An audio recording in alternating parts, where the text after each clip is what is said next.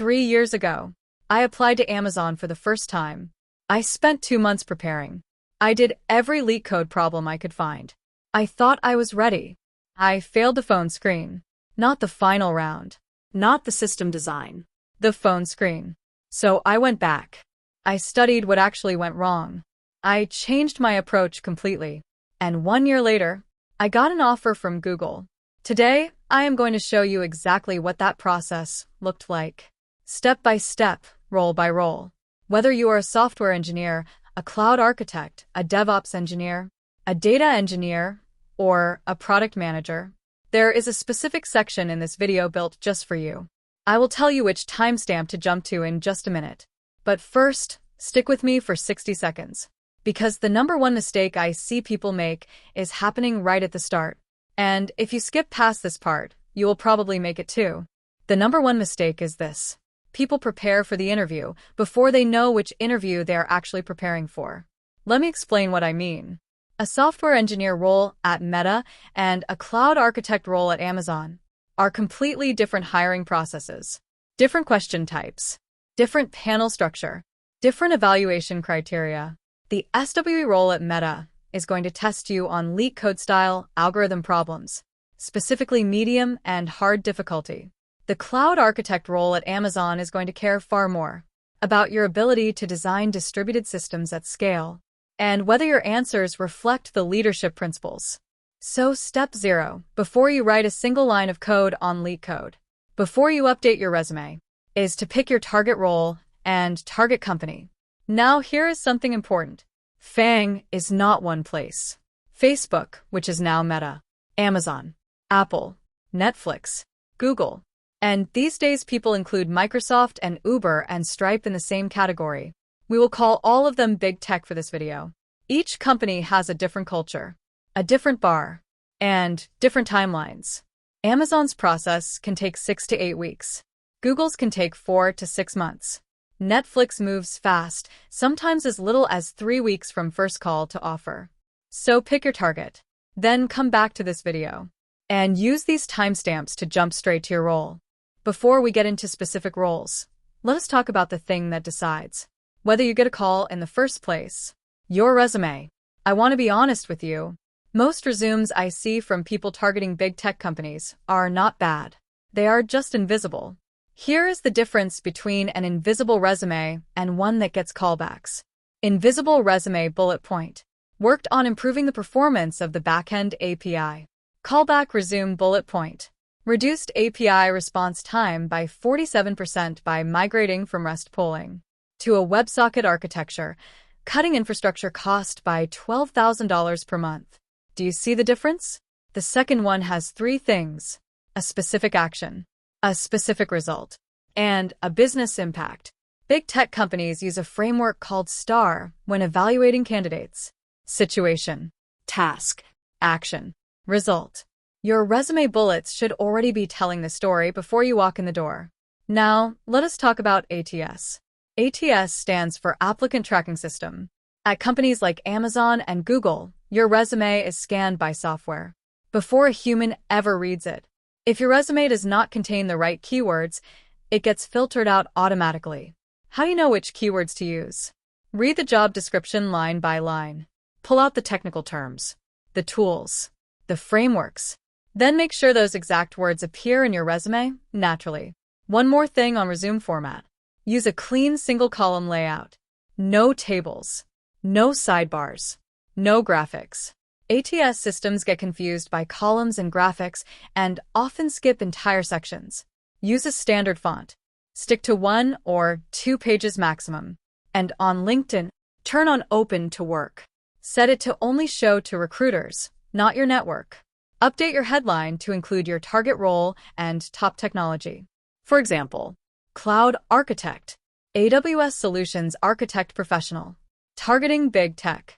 That one change can double your inbound recruiter messages. All right, now let us get into the role-specific breakdowns. If you are a software engineer targeting big tech, welcome to your section. Timestamp 8 minutes. Let us go. The SWE interview process at most big tech companies has 4 to 6 rounds. Round 1, recruiter call. This is behavioral. Know your story in 90 seconds. Round 2. Technical phone screen. Usually 1 or 2 leak code problems. Rounds 3 through 5. On-site. This includes algorithms, system design, and, at some companies, a behavioral loop called a bar raiser. Let me talk about leak code for a second, because I know the first thing most people do is open leak code and just start grinding random problems. That is not the move. The move is to study patterns. There are roughly 15 core algorithmic patterns that cover 80 to 90% of interview questions. Sliding window, 2 pointers, binary search, tree traversal, dynamic programming, graph algorithms like BFS and DFS. If you can recognize the pattern in under 30 seconds, you can solve the problem even if you have never seen it before. For system design. Every system design interview follows a structure. Clarify requirements. Estimate scale. Design the API. Choose your data model. Then walk through the architecture. A common mistake is jumping straight to the architecture diagram without asking clarifying questions. The interviewer is watching how you think, not just what you know. Practice designing these 5 systems until you can do each one from memory. A URL shortener like bit.ly. A social media feed like Twitter or Instagram. A ride-sharing service like Uber. A distributed message queue like Kafka. A video streaming platform like YouTube. One more thing specific to Amazon. Amazon uses the leadership principles in every single interview. There are 16 of them. You need to have 2 or 3 specific stories ready for each one. The most common ones you will be asked about are customer obsession, deliver results, dive deep, and bias for action. Alright, if you are SWE, that is your roadmap. Now, let us jump to the Cloud and Solutions Architect track. Cloud and Solutions Architect roles are some of the highest paid in big tech. At Amazon Web Services, senior solutions architects earn between $200,000 and $300,000 in total compensation. At Google Cloud, the numbers are similar. But here is the thing most people do not realize.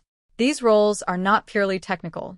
You need to demonstrate both deep technical knowledge and the ability to translate complexity into business value. That combination is rare, and it is exactly why companies pay so much for it. Let me walk you through what the interview process looks like. 4 AWS Solutions Architect roles. Expect 3 to 4 rounds covering cloud architecture design.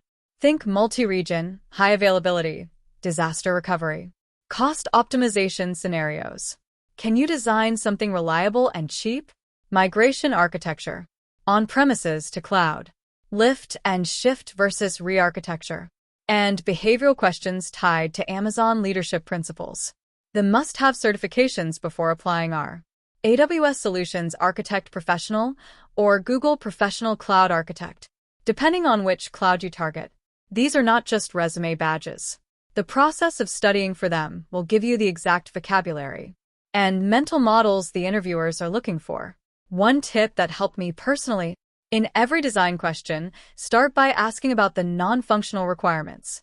How many requests per second? What is the acceptable downtime? What are the data residency requirements? These questions signal seniority immediately. For your portfolio, build a GitHub repository that contains at least 3 real architecture projects. An event-driven data pipeline on AWS or GCP. A serverless web application with authentication and a database. A Kubernetes deployment with monitoring and alerting. Then write a README for each one that explains the business problem you were solving, not just the tech. The problem.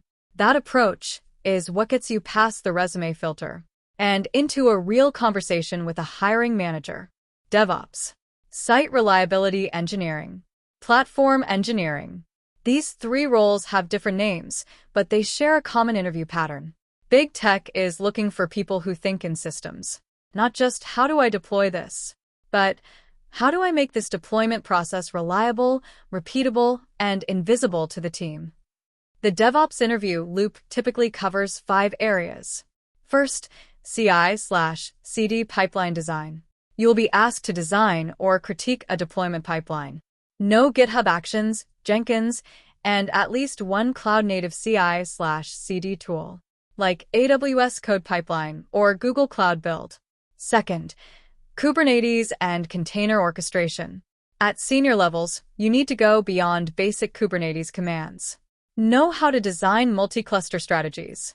Understand RBAC. Know how to handle persistent storage and stateful workloads. Third, incident management and observability. This is the SRE component. Understand service-level objectives and service-level agreements. Know the difference between mean time to detect and mean time to recover. Practice explaining a real incident you managed using the STAR format. Fourth, infrastructure as code. Terraform is the gold standard. Know it well. Understand state management, remote backends, module design. Fifth, security and compliance. Know how secrets management works. Vault. AWS Secrets Manager. Understand network security, VPCs, security groups, zero trust architecture. One practical thing you can do right now. Build a fully automated deployment pipeline for a simple application. Put it on GitHub.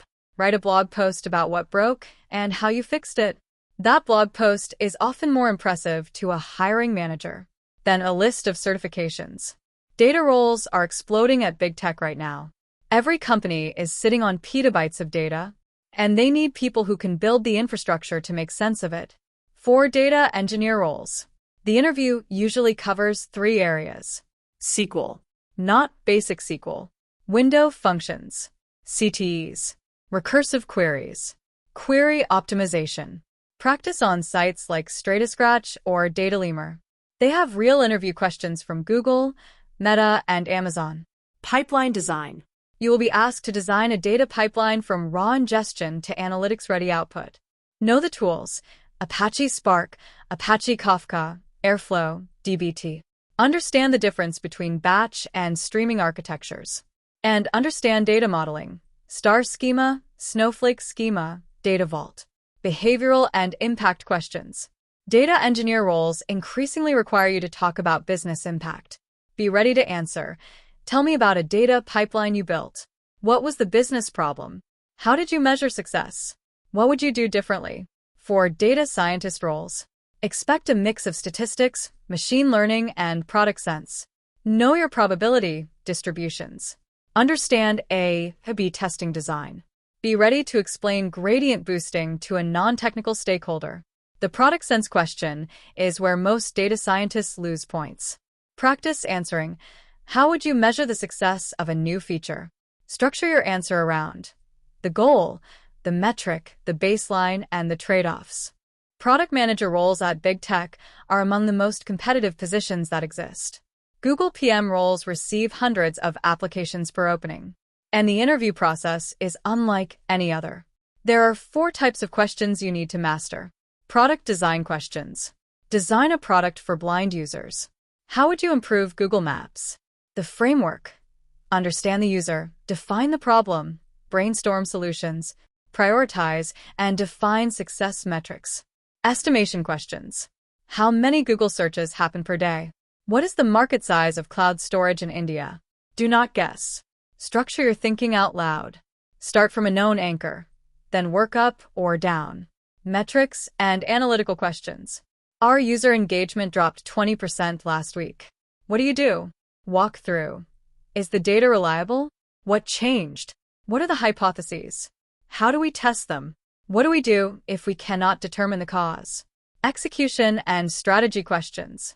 How would you prioritize the roadmap for the next quarter? Use frameworks like RICE, reach, impact, confidence, and effort. One thing that separates PM candidates who get offers is that they speak in user outcomes, not features. We should add a dark mode. But users who work in low-light environments are experiencing eye strain. After extended sessions, a dark mode could reduce session abandonment by an estimated 15% for that segment. See the difference? That is the mindset big tech PMs need to demonstrate from the very first interview. Before I get into the final section, which is honestly the part most people skip and lose thousands of dollars because of it, I want to hear from you. Drop a comment below right now. Tell me your target role, your target company, and what round you were stuck on. Round 1? System design? Negotiation? I read every single comment on this channel, and I might just make a dedicated video based on what you are struggling with.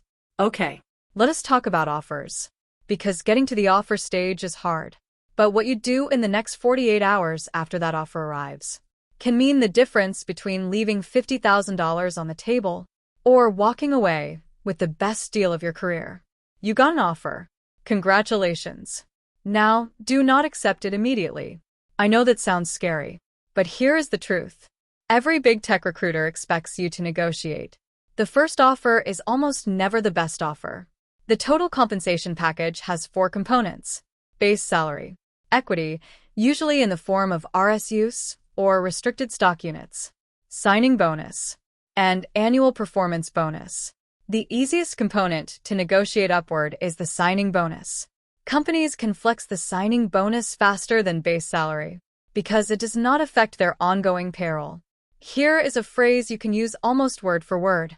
Say this to the recruiter: I am very excited about this opportunity and I am ready to make a decision quickly.